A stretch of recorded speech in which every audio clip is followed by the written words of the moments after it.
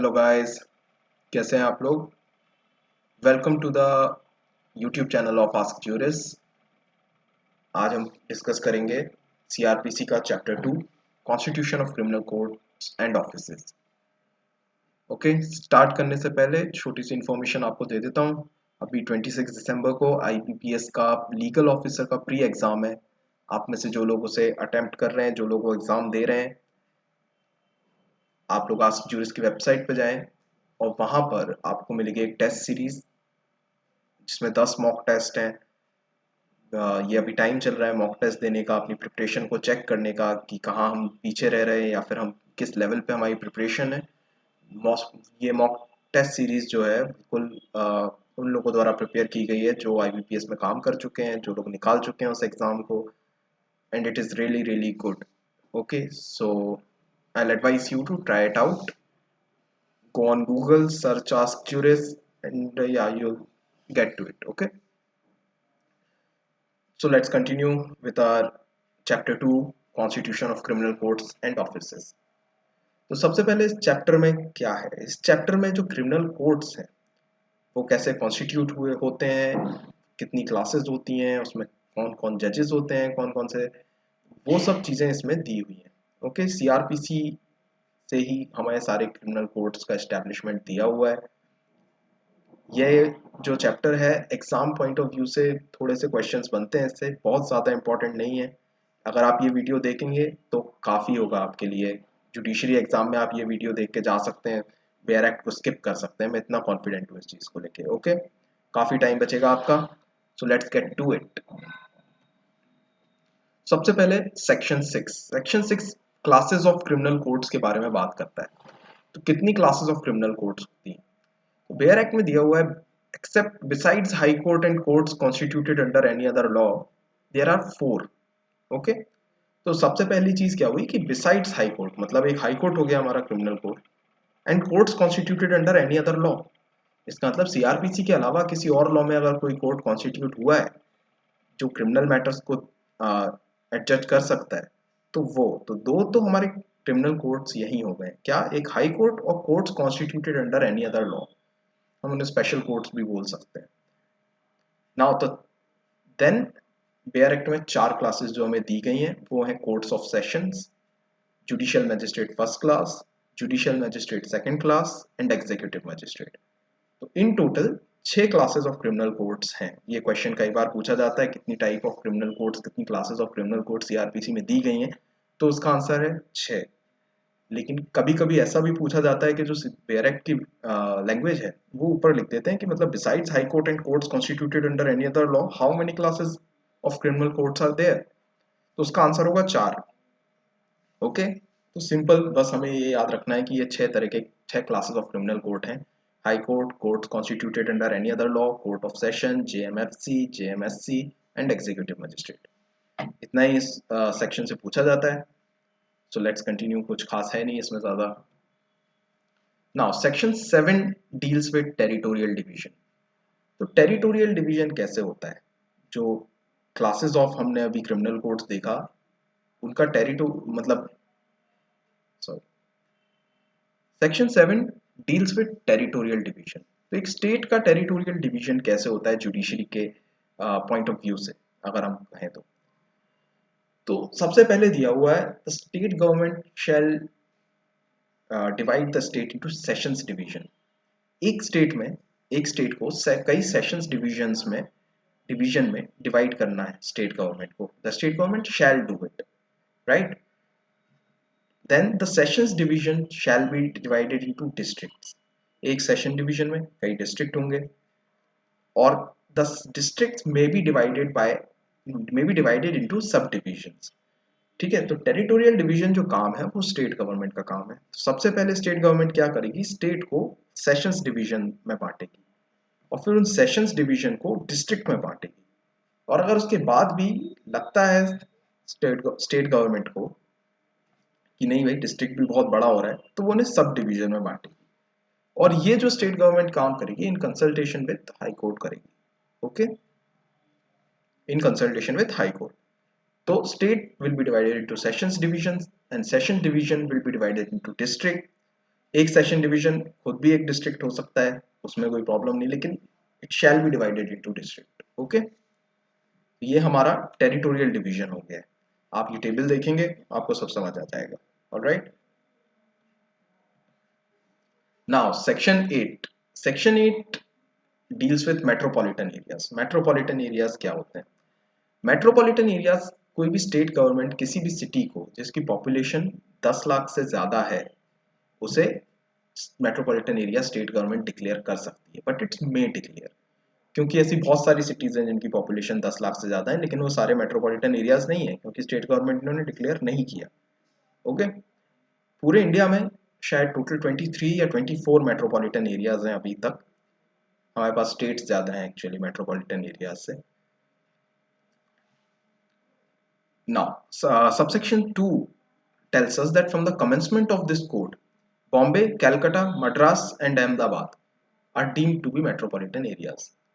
तो जब सीआरपीसी बना था उसी टाइम से, सीआरपीसी के जब शुरुआत हुई थी वहीं से 4 मेट्रोपॉलिटन एरियाज को सीआरपीसी ने डिक्लेयर कर दिया था, बॉम्बे, कलकत्ता, मद्रास एंड अहमदाबाद। ये चारों पहले प्रेसिडेंसी एरियाज थे। यहाँ पे क्वेश्चन बन सकता है कभी, वैसे शायद मेरे ख्याल से आया तो नहीं है लेकिन फिर भी एक fun question, legal trivia if you में से, ठीक है, कि सीआरपीसी 4 मेट्रोपॉलिटन एरियाज को डिक्लेयर करता है, तो वो 4 एरियाज कौन से हैं? बॉम्बे है, कलकत्ता है, मद्रास है और अहमदाबाद। दिल्ली नहीं है, याद रखिएगा। अब सबसेक्शन 3 बताता है कि स्टेट गवर्नमेंट मेट्रोपॉलिटन एरिया की लिमिट्स को एक्सटेंड कर सकती है, रिड्यूस कर सकती है, ऑल्टर कर सकती है। ठीक है, तो ठीक है, स्टेट गवर्नमेंट के पास पावर है एक मेट्रोपॉलिटन एरिया या मेट्रोपॉलिटन सिटी की लिमिट्स को एक्सटेंड या ऑल्टर करने की। सबसेक्शन 4 बोलता है the area stops to be a metropolitan, जैसे अगर उसकी पॉपुलेशन 1 लाख 10 लाख से कम हो गई या फिर उसकी लिमिट, जोग्राफिकल लिमिट को ऑल्टर कर दिया जिससे उसकी पॉपुलेशन कम हो गई, अगर वो मेट्रोपॉलिटन एरिया नहीं है अब, तो उससे जो पेंडिंग ट्रायल्स हैं, पेंडिंग अपील्स हैं, पेंडिंग इंक्वायरीज हैं, उन पे कोई फर्क नहीं पड़ेगा। उन्हें वैसे ही डील किया जाएगा जैसे वो एक मेट्रोपॉलिटन मैजिस्ट्रेट के सामने चल रही हैं। ओके, जो नए ट्रायल्स हैं उन्हें जुडिशियल मैजिस्ट्रेट डील करेगा ऑब्वियसली, लेकिन जो पेंडिंग है उन पर कोई फर्क नहीं पड़ेगा।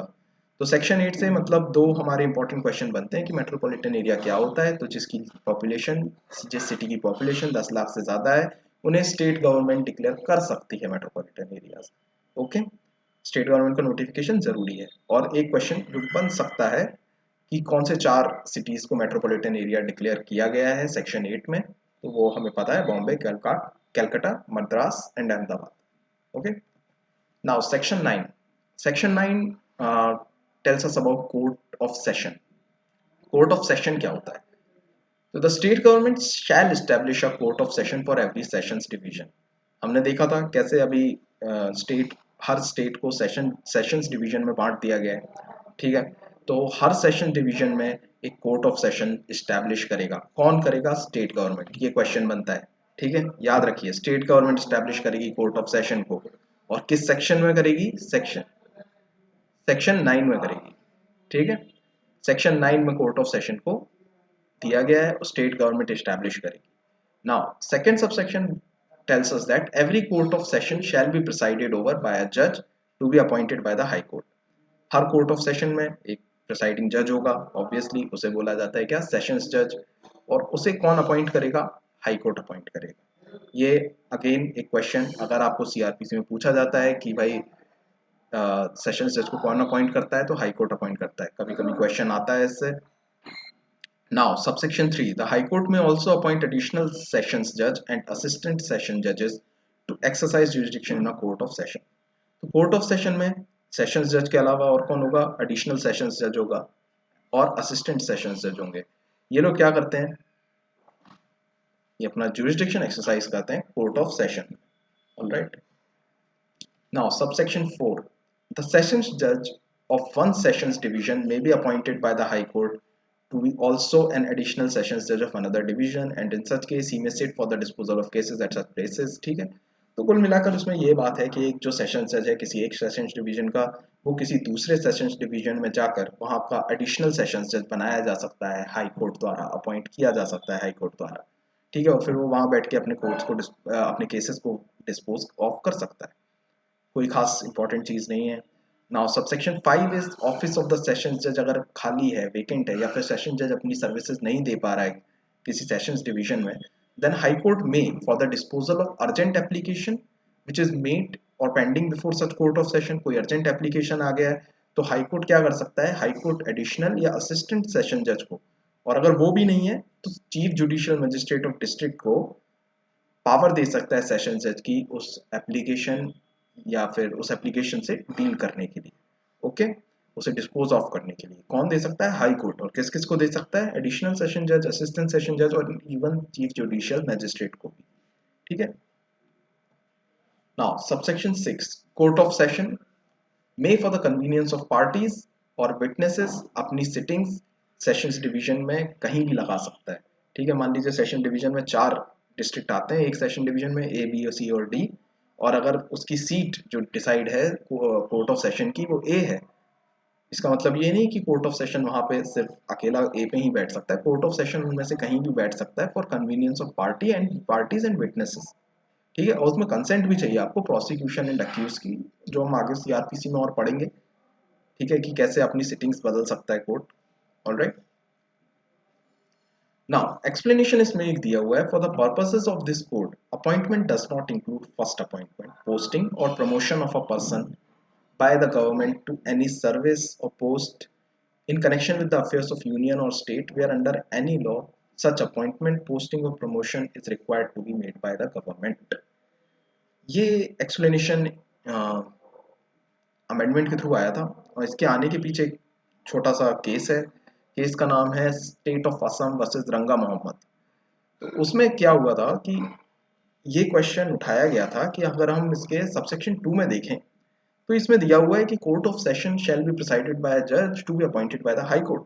मतलब कोर्ट ऑफ सेशन का जो सेशंस जज है वो हाई कोर्ट अपॉइंट करेगा।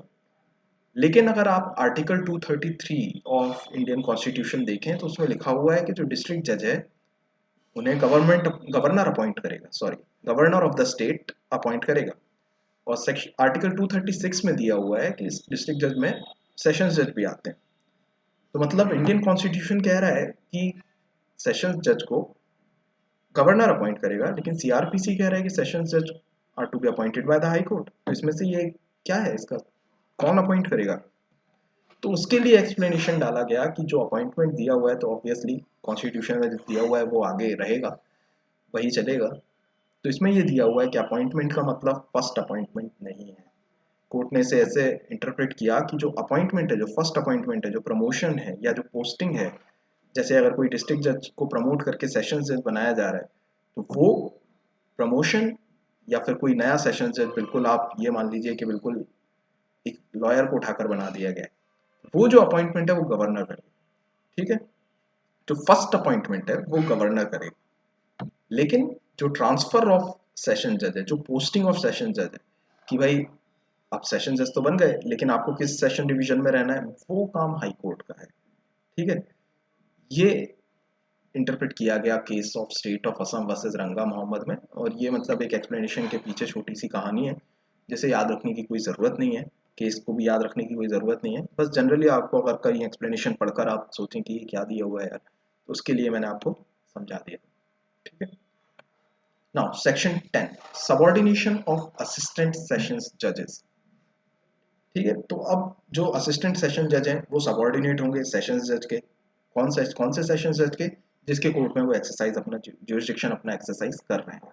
ठीक है, सेशंस जज उनके बीच में डिस्ट्रीब्यूशन ऑफ बिजनेस के लिए रूल्स बना सकता है। सेशंस जज अर्जेंट एप्लीकेशन के डिस्पोजल के लिए जब वो एब्सेंट है या फिर इनेबल टू एक्ट है उसके लिए भी प्रोविजंस बना सकता है।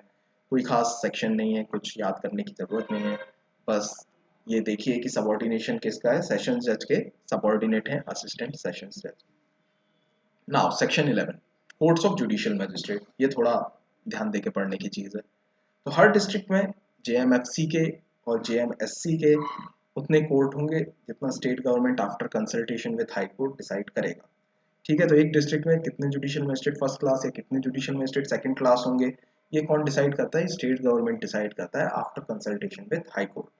ठीक है, इसका एक प्रोवाइजो दिया हुआ है कि भाई अगर कोई स्पेशल कोर्ट है, जो स्पेशल इसका एक प्रोवाइजो दिया हुआ है कि जो स्पेशल कोर्ट है वो भी स्टेट गवर्नमेंट इस्टेब्लिश कर सकता है किसी पर्टिकुलर केस के लिए, पर्टिकुलर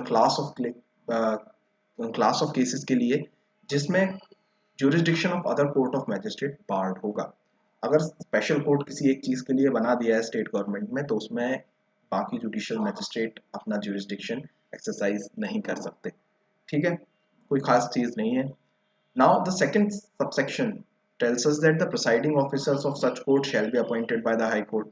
ठीक है, यहाँ पे जो JMFC JMSC होंगे उन्हें कौन अपॉइंट करेगा? उन्हें हाई कोर्ट अपॉइंट करेगा। प्रिसाइडिंग ऑफिसर है क्योंकि वो अपने कोर्ट से। Alright, now the high court may whenever it appears to be expedient or necessary confer the powers of a JMFC or JMSC on any member of the judicial service of state functioning as a judge in civil court। अब civil court के किसी भी जज के ऊपर high court JMFC मतलब judicial magistrate first class या judicial magistrate second class की पावर्स कन्फर कर सकता है। ये हाई कोर्ट की पावर है। ठीक है, तो हमें एक बात याद रखना है कि जो अपॉइंटमेंट ऑफ जजेस है CRPC में, वो हर जगह हाई कोर्ट कर रहा है। ठीक है, और जो इस्टेब्लिशमेंट ऑफ कोर्ट्स है वो स्टेट गवर्नमेंट कर रहा है। कहीं भी अगर आपको दिखे कि भाई सेक्शन 9 में, सेक्शन 11 में कि जुडिशियल मजिस्ट्रेट फर्स्ट क्लास का कोर्ट कौन इस्टेब्लिश करता है या फिर कौन इस्टेब्लिश कर रहा है, तो स्टेट गवर्नमेंट कर रही है। और उन्हें अपॉइंट कौन कर रहा है? उन्हें अपॉइंट हाई कोर्ट कर रहा है। ये इससे कभी कभी क्वेश्चन पूछा जाता है, ये हमें यहाँ से लेके चलना है। नाउ सेक्शन 12 CJM मतलब chief judicial magistrate and additional chief judicial magistrate in every district not a metropolitan area. The High Court shall appoint a judicial magistrate of first class to be the chief judicial magistrate। इसका मतलब जो CJM होता है वो कौन होता है? वो एक judicial magistrate of first class होता है जिसे हाई कोर्ट अपॉइंट करता है। ठीक है, तो एक judicial magistrate of first class को, जो जनरली सीनियर मोस्ट होता है वहाँ सारे जुडिशियल JMFCs में, उसे हाई कोर्ट एक डिस्ट्रिक्ट में CJM अपॉइंट करता है। एंड इट्स शैल मतलब हर डिस्ट्रिक्ट में एक चीफ जुडिशियल मैजिस्ट्रेट होना जरूरी है। कौन अपॉइंट कर रहा है? High court. और किस लेवल, किस क्लास के मैजिस्ट्रेट को कर रहा है? Judicial magistrate of first class. ठीक है, सेकंड सबसेक्शन है द हाई कोर्ट में appoint any judicial magistrate of the first class to be an additional chief judicial magistrate. जी, एडिशनल जी, एक जुडिशियल मैजिस्ट्रेट फर्स्ट क्लास को CJM बना देंगे और एक और जुडिशियल मैजिस्ट्रेट फर्स्ट क्लास को एडिशनल CJM बना सकता है। That is may appoint. Additional CJM कोई जरूरी पोस्ट नहीं है, बस हाई कोर्ट के ऊपर डिस्क्रिशन के ऊपर है कि अपॉइंट करना है या नहीं करना है। अकेले चीफ जुडिशियल मैजिस्ट्रेट से भी काम चल सकता है। पावर्स क्या होंगी एडिशनल चीफ जुडिशियल मैजिस्ट्रेट की? ऑल और any power of CJM as high court में डायरेक्ट। मतलब हो सकता है उसके पास चीफ जुडिशियल मजिस्ट्रेट की सारी पावर्स हो, या फिर हो सकता है उसके पास चीफ जुडिशियल मजिस्ट्रेट की कोई एक ही पावर हो। तो जो पावर्स हैं वो भी कौन डिसाइड करेगा? वो भी हाई कोर्ट डिसाइड करेगा एडिशनल CJM की पावर्स को। Now, the High Court may designate any judicial magistrate of first class in any subdivision as the subdivisional judicial magistrate। ठीक है, तो अब इसमें क्या हुआ कि जो हमने डिवीजन ऑफ स्टेट देखा हुआ था, जो सेक्शन 7 में टेरिटोरियल डिवीजन देखा था, उसमें हमने देखा था कि स्टेट गवर्नमेंट में divide the district into sub divisions. तो अगर किसी डिस्ट्रिक्ट को सब डिवीजन में डिवाइड कर दिया गया स्टेट गवर्नमेंट द्वारा, तो हाई कोर्ट में कर सकता है, एक सब डिविजनल जुडिशियल मैजिस्ट्रेट बना सकता है। ठीक है, अब subject to the general control of the CJM, वो भी CJM के कंट्रोल में रहेगा। जो चीफ जुडिशियल मैजिस्ट्रेट है ऑफ दैट डिस्ट्रिक्ट, उसके अंडर ही रहेगा sub divisional judicial magistrate. But every subdivisional judicial magistrate shall also have and exercise such power of supervision and control over the work of judicial magistrates in the subdivision। उस subdivision में जो subdivisional judicial magistrate है उसके अलावा बाकी जो magistrate हैं उनके काम को सुपरवाइज करना, उनमें डिवीजन ऑफ वर्क करना, ये सब जो काम, जो CJM का काम डिस्ट्रिक्ट में होता है, वही सब डिविजनल जुडिशियल मैजिस्ट्रेट का काम सब डिवीजन में होता है। ऑल्दो वो चीफ जुडिशियल मैजिस्ट्रेट के अंडर ही रहेगा उस डिस्ट्रिक्ट के। ओके, कोई खास बात नहीं है, बस आप कहानी की तरह सुनते जाइए, मैं सुनाता जाऊंगा। Now section 30 special judicial magistrate. Section 13 special judicial magistrate के बारे में बात करता है, जो जिसमें बताया है कि द हाई कोर्ट में, if requested by the central और state government so to do, confer upon any person who holds or has held any post under the government all or any of the powers conferred or conferable by or under this code on a JMFC और JMSC। तो high court क्या कर सकता है, अगर उसे central या state government request करता है कि भाई ये हमारा एक ऑफिसर है या फिर एक पर्सन है जो पहले गवर्नमेंट सर्विस में था, उसको आप JMFC या JMSC की पावर दे दीजिए, उसे स्पेशल जुडिशियल मैजिस्ट्रेट बना दीजिए। किस लिए? In respect to particular cases और to particular class of cases. अगर कोई पर्टिकुलर क्लास ऑफ केसेस है, मतलब ये स्पेशल स्पेशल वो है, स्पेशल कोर्ट है, और स्पेशल कोर्ट के लिए एक स्पेशल जुडिशियल मैजिस्ट्रेट है, तो हाई कोर्ट किसी नॉन जज पर्सन को, एक ऐसे इंसान को जो जुडिशियल मैजिस्ट्रेट नहीं है, उसे भी जुडिशियल मैजिस्ट्रेट फर्स्ट क्लास या सेकंड क्लास की पावर्स कन्फर कर सकता है। जो ये कोड अलाउ करता है सिर्फ वही पावर्स। ओके, अगर कोड ने कहीं स्पेसिफिकली लिखा हुआ है कि भाई ये आप पावर्स कन्फर नहीं कर सकते, तो वो नहीं कर सकता, लेकिन जहां कोड अलाउ करता है वो सारी पावर्स कन्फर कर सकता है हाई कोर्ट उस पर्सन पे। ठीक है, वो एक लोकल एरिया में, उसका लोकल एरिया में जुरिस्डिक्शन होगा। And provided that no such power shall be conferred on a person unless he possesses such qualification or experience in relation to legal affairs as the high court may by rules specify। इसका मतलब high court इस मामले में rules बना सकता है, किसी को भी नहीं आप उठा के बना देंगे special judicial magistrate. High court rules बनाएगा कि भाई जो पर्सन को आप स्पेशल जुडिशियल मैजिस्ट्रेट बनने को कह रहे हैं उसके पास क्वालिफिकेशन और एक्सपीरियंस होना चाहिए लीगल अफेयर्स से रिलेटेड, तो हम उसे special judicial magistrate on request of central और स्टेट गवर्नमेंट बना सकते हैं। ठीक है, तो कौन बनाएगा स्पेशल जुडिशियल मैजिस्ट्रेट को? हाई कोर्ट बनाएगा। किसकी रिक्वेस्ट पे बनाएगा? सेंट्रल या स्टेट गवर्नमेंट की रिक्वेस्ट पे बनाएगा। किस लिए बनाएगा? क्लास पर्टिकुलर केस के लिए, पर्टिकुलर केसेस के लिए, पर्टिकुलर क्लास ऑफ केसेस के लिए। ठीक है, और उसके लिए वो रूल्स भी बना सकता है कि आपको कितना एक्सपीरियंस या क्वालिफिकेशन चाहिए लीगल अफेयर्स में। हाई कोर्ट रूल बना सकता है ये to be a special judicial magistrate. ठीक है, सबसेक्शन 2 कहता है such magistrate shall be called special judicial magistrate and shall be appointed for a term not exceeding 1 year at a time as the high court may by general और special order direct. तो maximum tenure क्या होगा special judicial magistrate का? 1 year, and it can be extended 1 year at a time. एक बार में आप एक साल से ज्यादा का टेन्योर नहीं दे सकते। एक्सटेंडेबल है ऑब्वियसली, कोई मैक्सिमम लिमिट नहीं है, लेकिन एक 1 ईयर एट अ टाइम वाली लिमिट है। ठीक है, कॉन्ट्रेक्चुअल बेसिस पे जो जॉब्स होती हैं उस टाइप का सीन है। Now subsection 3, the high court may empower a special judicial magistrate to exercise the powers of a metropolitan magistrate in relation to any metropolitan area outside his local jurisdiction। अगर कोई special judicial magistrate है और उसके local jurisdiction के बाहर भी उसे उन कुछ केसेस के लिए अपनी पावर्स की ज़रूरत पड़ रही है, तो हाई कोर्ट उसे उस मामले में भी एम्पावर कर सकता है कि वो अपनी पावर्स को मेट्रोपॉलिटन, अपनी जो जेएमएफसी या जेएमएससी की पावर्स जो उस पर कन्फर की गई हैं, उसके अलावा मेट्रोपॉलिटन मैजिस्ट्रेट की पावर भी एक्सरसाइज कर सके। अगर उसे अपने मेट्रोपॉलिटन एरिया में जाकर अपने केसेस के लिए कुछ काम करना पड़ रहा है या कुछ डिसाइड करना पड़ रहा है उस मैटर से related. Again not very important, section 13 से कभी क्वेश्चन पूछा नहीं जाता है। So now let's move on to section 14, local jurisdiction of judicial magistrate। Okay, तो जो हमने judicial magistrate पढ़े थे, judicial magistrate कौन है? फर्स्ट क्लास, सेकंड क्लास, दो तरह के जो judicial magistrate हमने पढ़े हैं, उनका local jurisdiction क्या होता है? तो सबसे पहले subject to the control of the high court। ठीक है, अल्टीमेट कंट्रोल किसका है? हाई कोर्ट का है। चीफ जुडिशियल मैजिस्ट्रेट में define local limits for magistrate appointed under section 11 और 13। तो सबसे अल्टीमेट जो कंट्रोल है वो हाई कोर्ट का है, लेकिन जो डिस्ट्रिक्ट में चीफ जुडिशियल मैजिस्ट्रेट बाकी मैजिस्ट्रेट्स की लोकल लिमिट्स को डिफाइन कर सकता है। नाउ 13 में क्या थे हमारे स्पेशल जुडिशियल मैजिस्ट्रेट, और 11 में क्या थे? Judicial magistrate of first class and second class. तो उनकी लोकल जुरिस्डिक्शन कौन डिसाइड करेगा? चीफ जुडिशियल मैजिस्ट्रेट डिसाइड करेगा, which will be subject to the control of high court. Okay, इसका प्रोवाइजो दिया हुआ है कि special judicial magistrate may hold it sitting at any place within the local area for which it is established. अगर special judicial magistrate का कोई court government ने establish कर किया है, तो वो उसमें कहीं भी सिटिंग अपनी रख सकता है जहाँ उसे कन्वीनियंट हो, क्योंकि उसे एक स्पेशल पर्पस के लिए या फिर पर्टिकुलर केस या पर्टिकुलर क्लास ऑफ केसेस के लिए एस्टैब्लिश किया गया है, तो वो अपनी सिटिंग कहीं भी रख सकता है जहाँ उसके लिए कन्वीनियंट हो। Alright, now the second one is except as otherwise provided by such definition, the jurisdiction and powers of every such magistrate shall extend throughout the district। okay, अगर आप एक डिस्ट्रिक्ट में कहीं भी जुडिशियल मैजिस्ट्रेट हैं तो आपकी पावर्स पूरे डिस्ट्रिक्ट में एक्सटेंड करती हैं।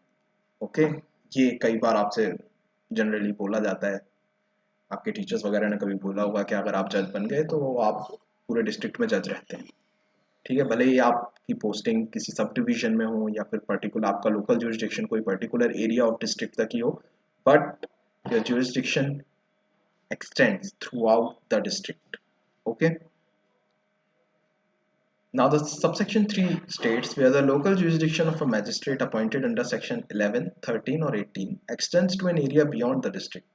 अब क्या है, जो 11 में जो हमारे जुडिशियल मैजिस्ट्रेट थे, 13 और 18 में हमारे जो स्पेशल मैजिस्ट्रेट हैं, अगर उनका एरिया डिस्ट्रिक्ट के बियॉन्ड, उनका लोकल ज्यूरिस्डिक्शन अगर डिस्ट्रिक्ट के बियॉन्ड चला जाता है या फिर मेट्रोपॉलिटन एरिया के बियॉन्ड चला जाता है, तो any reference in this code to the court of session, CJM or chief metropolitan magistrate shall in relation to such magistrate throughout the area within his local jurisdiction be construed unless the context. Okay, तो इसमें कुछ नहीं है, इसमें बस ये दिया गया है कि अगर किसी मैजिस्ट्रेट का लोकल जुरिस्डिक्शन जो 11, 13 या सेक्शन 18 में अपॉइंट किया गया है, सेक्शन 18 में क्या है, स्पेशल मेट्रोपॉलिटन मैजिस्ट्रेट है, सेक्शन 13 में स्पेशल मैजिस्ट्रेट है, जुडिशियल मैजिस्ट्रेट, एंड सेक्शन 11 में जुडिशियल मैजिस्ट्रेट है। अगर उनका लोकल जुरिस्डिक्शन किसी डिस्ट्रिक्ट या मेट्रोपॉलिटन एरिया से एक्सटेंड ज़्यादा कर जाता है, तो उसमें उनका कोर्ट ऑफ सेशन कौन होगा या फिर उनका सीजेएम कौन होगा, तो उसमें उनका कोर्ट ऑफ सेशन या सीजेएम वही होगा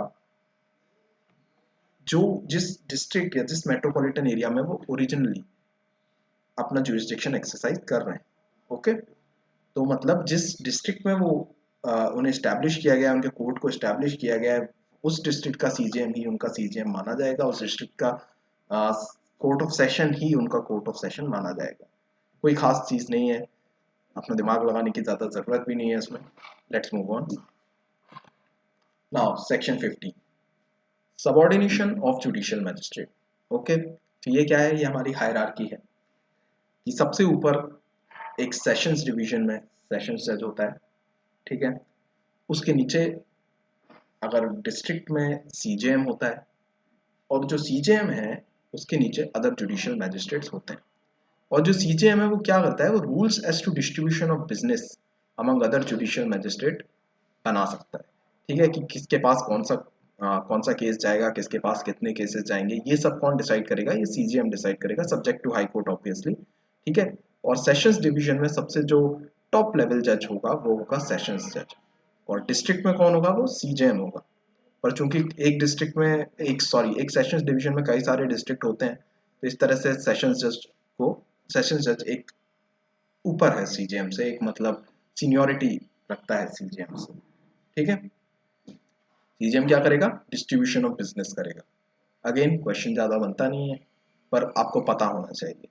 ठीक है, नाउ अब हम जो है मेट्रोपॉलिटन एरिया वाले उसमें आ गए हैं, या कि मेट्रोपॉलिटन मैजिस्ट्रेट वाले सेक्शंस हैं 16, 17, 18 और 19। तो उन ये क्या है, ये हमारे जुडिशियल मैजिस्ट्रेट वाले सेक्शंस के ही एनालॉगस सेक्शंस हैं। इनसे कोई क्वेश्चन आता नहीं है एग्जाम में, तो इसलिए इन्हें पढ़ने का कोई मतलब ज़्यादा है नहीं। तो सेक्शन 16 में क्या दिया हुआ है, मेट्रोपॉलिटन मैजिस्ट्रेट्स के बारे में दिया हुआ है, जैसे सेक्शन 11 में जुडिशियल मैजिस्ट्रेट्स के बारे में दिया हुआ है। सेक्शन 17 में सेक्शन 17 जो है सीआरपीसी का, वो सेक्शन 12 का एनालॉगस है। तो